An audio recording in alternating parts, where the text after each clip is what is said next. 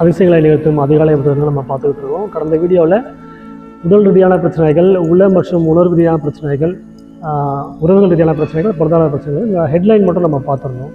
இதெல்லாம் ஏன் நடக்குது அப்படின்னு ஆராய்ச்சி பண்ணி பார்த்தீங்க அப்படின்னாக்கா வெளியிலேருந்து எதுவுமே கிடையாதுங்க, எல்லாமே நமக்குள்ளே தான் நடந்துக்கிட்டு இருக்கு. உடல் ரீதியான பிரச்சனைகள் அப்படின்னாக்கா உடல் பருமன், ஹார்ட் அட்டாக், கேன்சர், இந்த மாதிரி ரொம்ப சர்வசாதாரணமாக இன்றைக்கி நடந்துக்கிட்டு இருக்கு.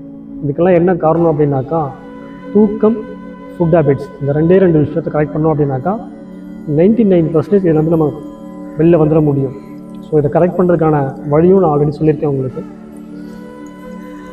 உள்ள மற்றும் மன ரீதியான பிரச்சனைகள், ஒரு விஷயத்தை நம்ம எப்படி ஹேண்டில் பண்ணுறோம், எப்படி எடுத்துக்கிறோம் அப்படிங்கிறது இல்லாமல் எல்லாத்துக்கும் ஸ்ட்ரெஸ் ஆகிக்கிறோம், எல்லாத்துக்கும் கோவப்படுறோம், எல்லாத்தையும் நம்ம வந்து வெளிக்காமிச்சிட்டே இருக்கோம். இதையும் நம்ம வந்து ஈஸியாக ஓவர் கம் பண்ண முடியும்.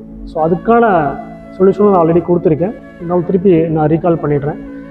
மெடிடேஷன் தான், பொறுமை, மெடிடேஷன், வாக்கிங். ஸோ இதெல்லாம் மார்னிங்கில் பண்ணும்போது உங்களுக்கு அதனோட வீரியத்தையும் நம்ம வந்து குறைக்க முடியும். ஸோ அதனோட இமிடியேட்டாக நம்ம வந்து டென்ஷன் ஆகிறதோ இல்லை வந்து ரியாக்ட் பண்ணுறதோ நம்ம வந்து குறைக்க முடியும்.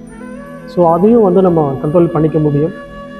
உறவுகள் ரீதியான பிரச்சனைகள், ஸோ எல்லாத்தையும் வந்து நம்ம டக்குன்னு எடுத்துக்காமல், புரிஞ்சிக்காமல், தப்பாக புரிஞ்சிக்காமல் அண்டர்ஸ்டாண்ட் பண்ணி புரிஞ்சுக்கிறதுக்கான வழிகளை நம்ம தான் கண்டுபிடிக்கணும். இது சரியா தப்பா அப்படின்லாம் ரொம்ப யோசிக்காமல் உறவுகளுக்குள்ளே விட்டு கொடுத்து எல்லாத்தையும் அக்செப்ட் பண்ணிக்கிட்டு போனோம் அப்படின்னாக்கா ரொம்ப சுமூகமாக நடக்கும்.